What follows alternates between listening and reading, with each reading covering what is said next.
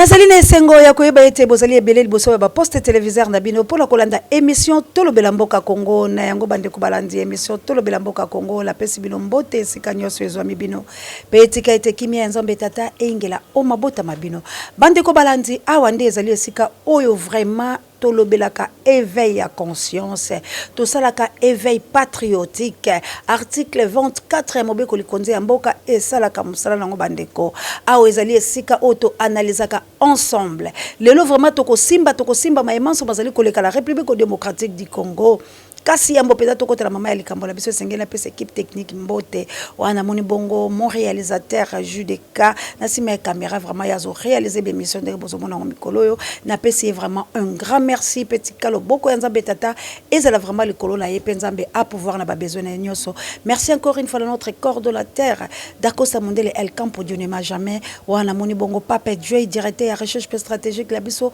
matondo penza pe bolingo ya nzambe e ingele pa na ye na nyoso azali kosala.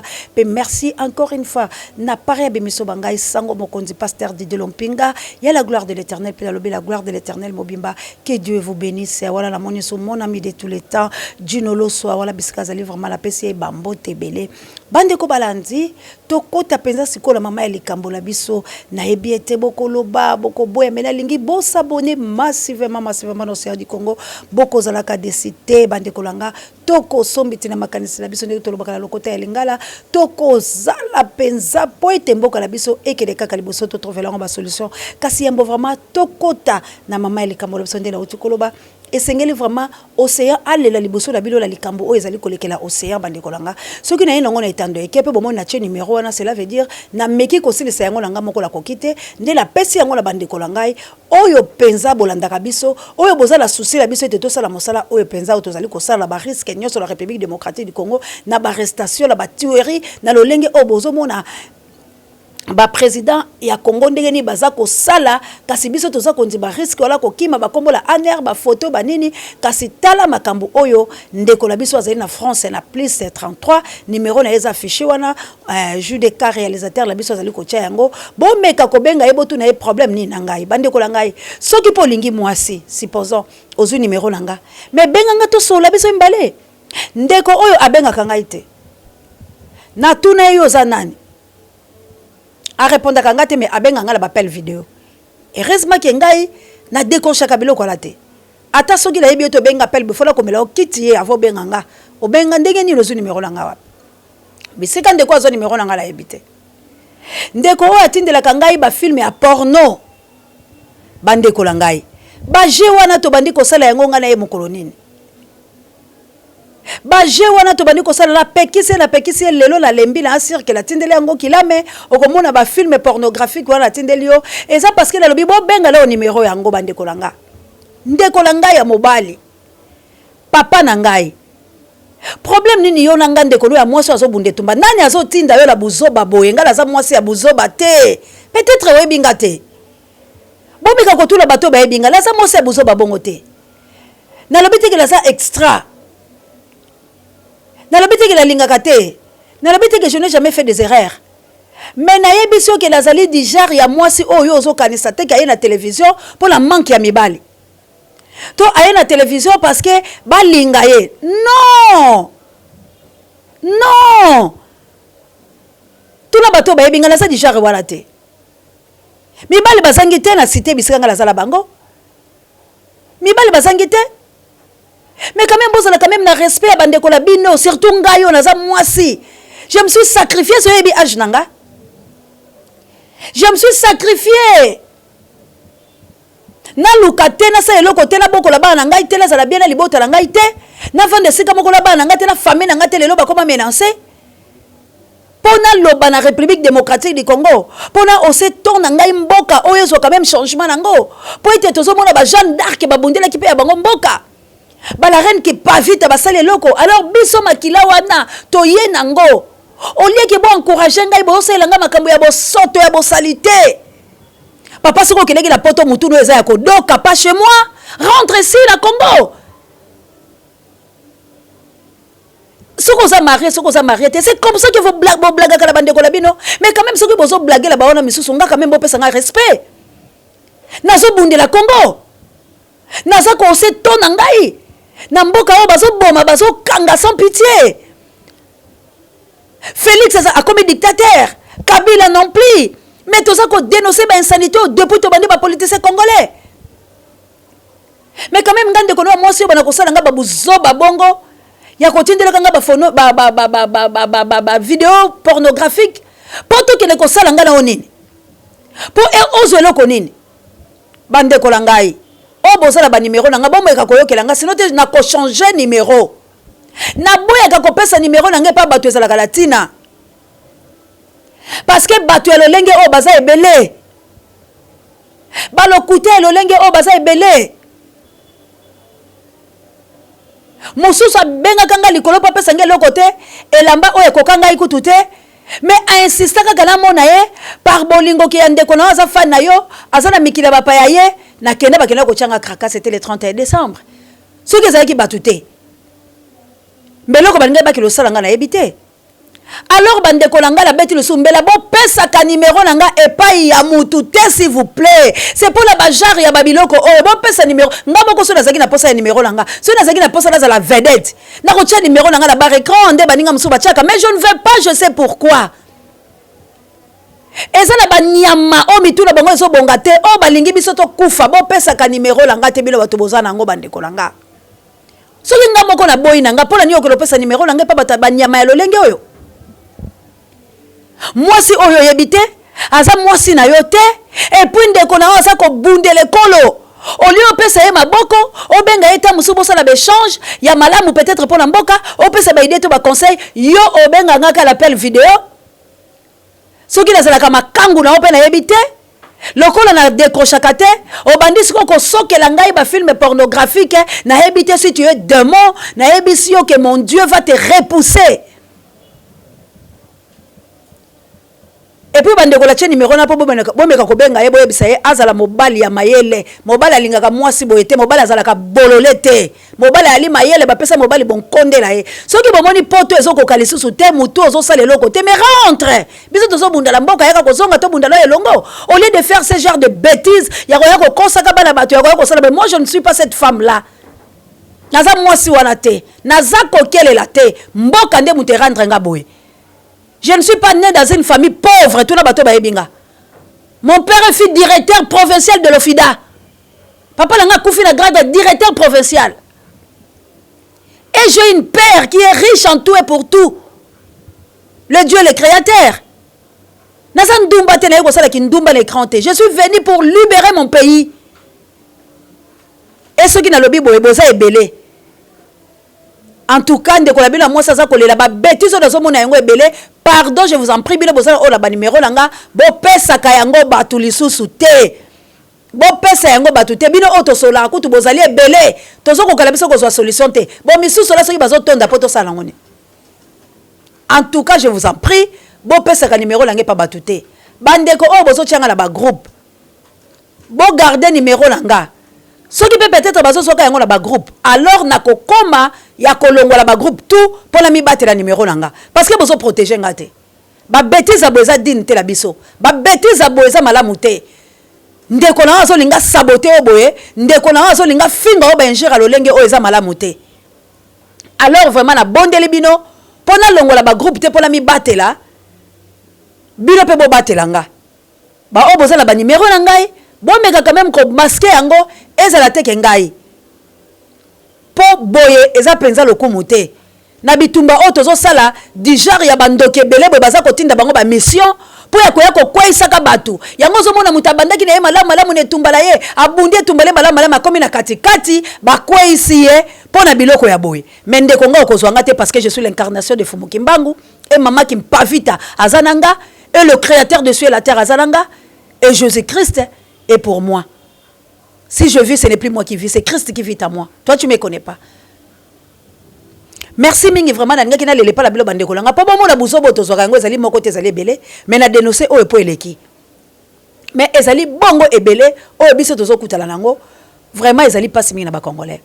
Na koti la l'ambassadeur qui po ete bauti ko silisa na banzi séance plénière na bango ezali soki 48e séance na bango o bayi ba Afrika ba kei ko kutana. mais tout moni kuna na kati président de la République azala kité moto oyo ba clôturer na bango ezali Janine Mabunda na premier ministre bande kolanga bota la Congo tolingi na toyeba makambo yango oyo tokendaka bokutani ya Congo na bayibi kolo mususu e apportaka la République démocratique du Congo nini epesaka Congo eloko nini tozali komona deux tendances oyo ezali lelo na moto ya ye ekolo ezali bongo Félix Tshilombo na homologue na ye Kabila le deux présidents oyo baza koboma mboka la biso alors soki tomoni nesika oyo bakonzi bakokende to pe tindama ya bamabunde kokai kokende to nini Félix akeite ça veut dire tomoni bato ba clôturer ezali bongo bato ya ngambo ya Hippolyte Kanambala Joseph Kabila pambate Janine Mabunda ali la ngambo la ye président de la nani premier ministre bazali mokolo ya gouvernement ali la ngambo la ye lelo ezali kotoko ezali kondongba la République démocratique du Congo pambate to bandi ko kamba ekolo na défi bande kolanga échec ya Congo pe échec ya Félix tozali ko kamba ekolo na biso par défi de kolanga basala kalikambo na défi te likambo nyonso moto okosala soko osali yango par défi e abutisaka te na monoko ya mboka la biso balobi bakosuka ko wambaka eloloko awa konto mama Jawa assalamu alaikum na bamizili malanga nyonso bakosuka ko wambaka eloloko awa konto bande kolanga tango to kosuka likambo la Félix ce n'est pas dit poto za batamite mamabe ce n'est pas dit pour être tolingi Congo te tête biso ba tolingi Congo bino plutôt bolingi Congo te pambate to salaki maponami oyo longo balaki était la changement bande kolanga que votre oui soit oui que votre non soit non, ce qu'on ajoute vient du malais Satana azali moto mabe azala kabiso bobe na likonga ya douce ndeko totamboli elongo tobundi bitumba bande kolanga pona ni tozali ko bosa na moto ya likambo pe tokena mokila lelo oyo ezala mendele ezala bayindo soki bomoni lelo bali pembe la Félix ya Hippolyte Kanambala Joseph Kabila na lobaka makambo uta kalakala na lobaki likambo ya code minier oyo ezali ko boma bokonzi ya Félix bozonga la ABC bokelo kotala bisika oyo océan lobaka la bilo makambo ezali ko sala malelo océan de la presse ezali l'accomplissement océan du Congo est accomplissement na ebisaka bino likambo ya code minier Kabila apesaki yango te akangi maboko na ebo ya lobi eza ya ngai yango moni ezala mindele bazokoka te kotia Kabila pression Kabila pesi Félix zwa kola pe akangi code minier Félix akosala nini Félix amekaki awa na Mbujimai akei kotala kuna afungola kasi basali yango te eloko mosusu eko boma ezali nini tribalisme sentimentaliste le fanatisme ezali ko boma totambola lokola ba vrai compatriote comme Félix avait dit na Top Congo et non ba ventriote totambola lokola ba vrai patriote pour sauver Congo ekei na kokweya le dimanche oyo bolingi bokomisa yango lokola eloko moko existaka te dimanche ezali déjà mokolo bato bakendaka sambo mais dimanche oyo bopesi yango lokola dimanche de rameaux lokola dimanche oyo Yesu akokitala se lokola dimanche oyo mabele kosangana lokola dimanche oyo bakake kobeta bato bakobima te molili na mboka po Tshisekedi koloba mes chers et frères botournaka monoko na bino lolemo Bible lobi ava ya koloba vous avez promis combien de fois et le dimanche oh bozo beta mbela la betando eke dimanche bo pesa import bokoma bata ba baise bokomi bato ba base boza le loko koloba te bokomi kosala ka ba base dimanche Félix akoloba nini ko isa bakake Félix bosali ba promotion à combien de koloba ya Félix oyo lobi lango essaye nango le côté aujourd'hui bokomi kolukela bato bokokanga mala benjir on a dit ceci on a fait ceci les fameux Tshisekedi ya Mulumba Kabila na pouvoir. Qu'est-ce que papa Tshisekedi avait dit? Bokangela ngai mwana wana.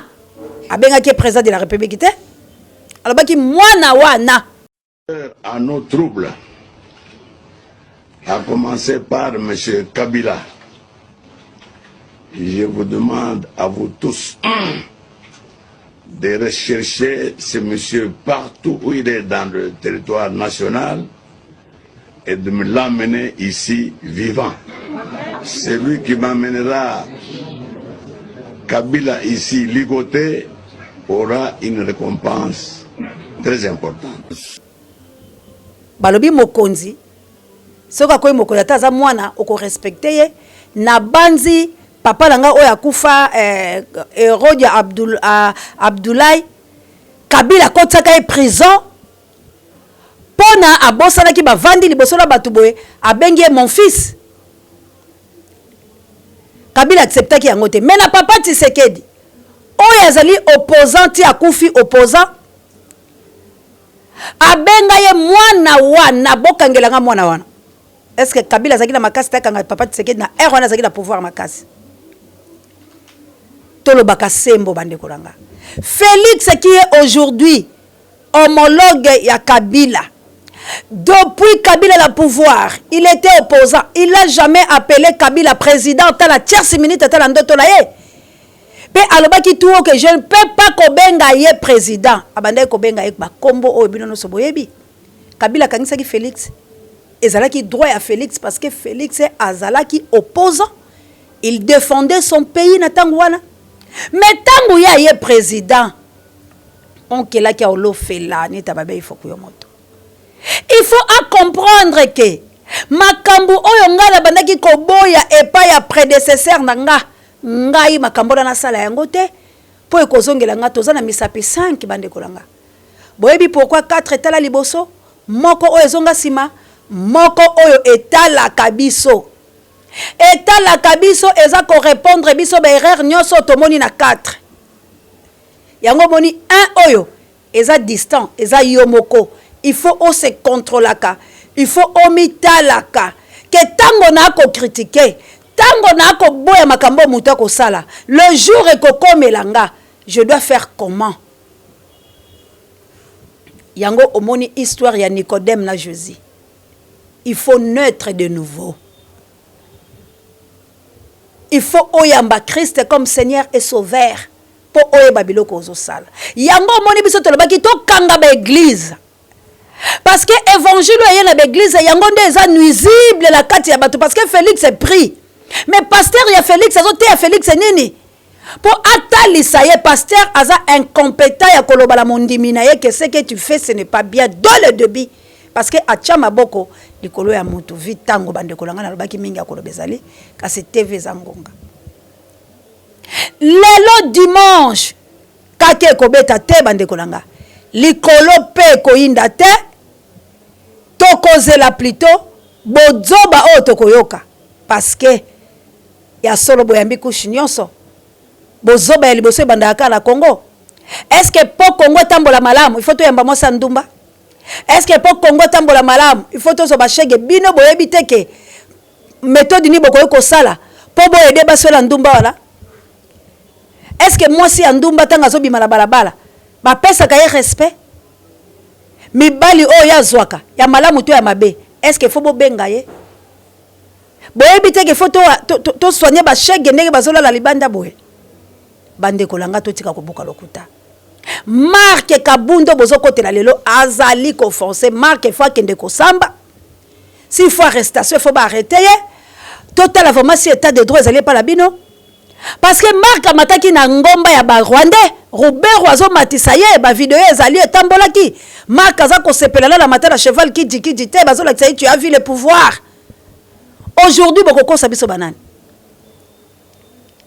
Marc Elela comme monoko kolobaka, mes chers et frères congolais, to longo la ba distraction, to kota na phase ya soulèvement populaire, to kota la phase ya révolution congolaise na ande la sisi makamnanga, poto aider na Félix na Congo, poto benga na Kabila. Si to lingi to aider Félix bande kolanga. Félix ça la kati ya Kobe. Ceux qui vraiment vous êtes des Congolais, bozan amour ya frère nabino, bolinga kaye na motema mobimba, eloko ya kosa les ali, to ça la soulèvement populaire. Félix a longwa la bokonzi oyo, a démissionné, a pesa aval, yango, Judeka mon réalisateur, na soukisi, tia vidéo ya Mouzé Laura Désiré Kabila. Si les politiciens congolais, bako se racheter, Mouzé Laura Désiré Kabila a se racheté qui le peuple congolais, là ça sera la réussite et la libération totale. Pe batu nyoso bakobanga biso tokosenga aide pa ya mutute. Mais soki tokozala kak lokuté nyoka de politiciens congolais pour ba mener peuple o ba pesa ka bango tremplin ya kokoma ba président peuple o yembela ka bango ba kotambusa yango la lokuta, alors peuple congolais c'est le moment il y a kolongwa derrière les chefs et tous à la devant le chef, ça sera la réussite. Merci Nayo Zadis Ngouta na France. Vraiment la bande ko benga muto oyo pas torturer ya nayo. Merci encore une fois na Ali Nomo que monseigneur Liso Yankolo Hollandais noir moto mon prêtre. Merci Nayo vraiment Ernest Dila la nouvelle force la bande ko benga muto oyo pas déranger nga. Vraiment merci na maman Célestine Lokalemela, merci na maman Célestine, merci na maman Sidonie, merci na maman Chantal Tambila na Beledi Tambila en tout cas bozé belé ba pour un Angola no bondi a botar de bono et la émission comme la bino la reine queen maman d'Angola la mokiteno Florence Patondomido et pourquoi pas Aboule Padre Mokolo Loko. Vraiment je vous aime, que Dieu vous bénisse, à la prochaine. Personne n'allait interdire à la population de Kinshasa de se défendre contre les Tutsis qu'ils connaissent bien. Ils les ont vus à l'heure. Tuant pour arracher des voitures, tuant pour occuper des villas, tuant pour violer les femmes et arracher des filles, tuant pour piller les banques. Ils pourraient faire le tri entre les civils et les militaires. Mais lorsque les civils Tutsis, certains de ces civils Tutsis, avaient pris des armes données par leurs frères militaires et tiré sur leurs voisins, les voisins quand même ne sont pas aveugles, ils les voyaient. Et les voisins, donc les Congolais, n'étaient pas armés. Qu'est-ce qu'ils devaient faire? Il fallait qu'ils se défendent avec le moyen de bord. Ils l'ont fait. C'est leur droit. Messieurs, je vais dire avec force, c'est leur droit de se défendre contre ces assassins. Oui, comment est-ce que vous réagissez, vous, aux plaintes contre vous et votre entourage? Vous avez entendu ça? Mais ça c'est plainte pour incitation au meurtre. Comment est-ce que vous réagissez, vous, sur le plan personnel? Qu'est-ce que ça vous fait sur le plan personnel? Je n'ai incité personne au meurtre. Quel meurtre? Vous venez dans un pays d'autrui, tuer les citoyens de ce pays, et vous dites, quand ils se défendent, ils commettent un meurtre.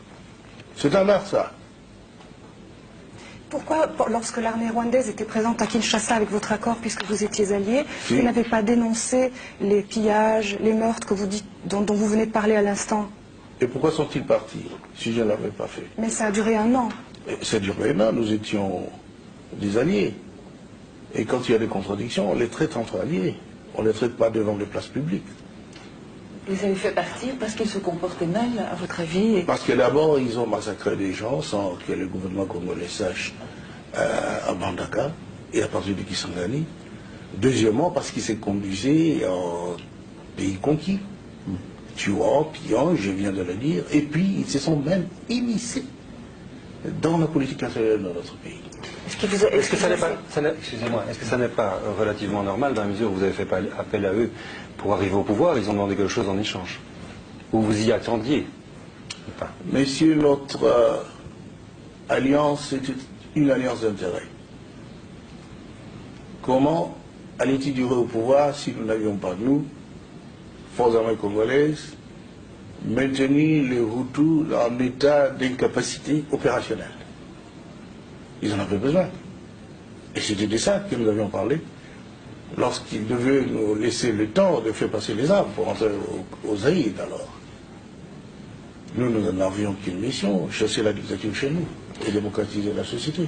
De deux, nous sommes contents de ce qui s'était fait. Mais ils ont voulu maintenant plus. Oui. Ils ont voulu être le maître de notre pays. Ah oui. Et ça, c'est impossible. C'est Avez-vous échappé à des tentatives d'attentat? Pardon? Avez-vous échappé à des tentatives d'attentat? Ah, on en parle, mais ils ont comploté. En fait, c'est vrai, ils ont comploté, ils ont monté un coup d'État le 2 août pour essayer de m'assassiner, prendre le coup à... vous savez la suite. Monsieur le Président, depuis ce lundi, il y a une plainte qui a été déposée contre vous en Belgique, mais également en France, contre vous et contre certains membres de votre entourage pour crimes contre l'humanité. Comment réagissez-vous et vous sentez-vous menacé? Écoutez, c'est de l'amusement. Hein. Crime contre l'humanité. Qui avions-nous tué? Et moi et mon entourage. Nous n'avons tué personne. Mais il faut le prouver. Mais le 25 août, par exemple, vous avez lancé un appel à la radio demandant à la population de prendre les flèches, les lances pour se battre. Et vous avez dit, sinon nous allons être l'esclave des Tutsis. Est-ce que vous ne considérez pas que cet appel a incité la population à s'en prendre à des civils Tutsis, notamment des femmes et des hommes qui n'avaient rien à voir avec la guerre? Madame, je ne suis pas forcé de vous dire qu'il ne faut pas croire que notre peuple est si naïf pour laisser les esclavagistes venir l'égorger, les soumettre à des exactions que notre peuple connaît tellement, parce que voisin des Tutsis et des Hutus. Et vous vouliez que le peuple congolais ne défende pas, par l'appel de son chef, son territoire, sa vie. Qu'est-ce que c'est pour un pays? Même chez vous ici en Europe, on a fait des appels pour vous défendre contre les nazismes. Et alors, vous voulez que les Congolais laissent venir d'autres nazistes, d'autres racistes, les occuper et qui ne se battent pas parce qu'ils n'ont pas d'armes? Ils doivent utiliser leurs flèches et tous les moyens qui se trouvent dans leurs mains. Et ils l'ont fait. Est-ce que ça veut dire que lorsque vous êtes alliés avec les Rwandais au début de la guerre de libération, vous avez fait preuve de naïveté si vous ne saviez pas qu'ils étaient comme ça, puisque maintenant vous dites qu'on sait bien qu'ils sont comme ça? La question, mais est-ce que vous avez mal choisi? Est-ce que vous avez mal choisi vos alliés? Nous n'avons pas mal choisi les alliés. Dans la politique, il y a la tactique. Et puis, c'est momentané les alliances parfois. Et lorsque ça tourne mal, chacun a intérêt, son intérêt de son côté parce qu'il sait pourquoi il a fait l'alliance. Je n'ai pas mal choisi mes alliés parce que c'était un bon choix. Ce sont les alliés qui ont tourné Kazakh. Justement. Et non, non.